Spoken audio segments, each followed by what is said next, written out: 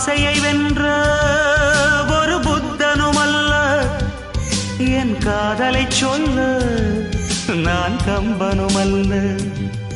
உன் காது கடித்தேன் நான் கனவினில் மெல்ல, இன்று கட்டி அணைத்தேன் இது கற்பனை அல்ல. அடிமனம் தவிக்கும்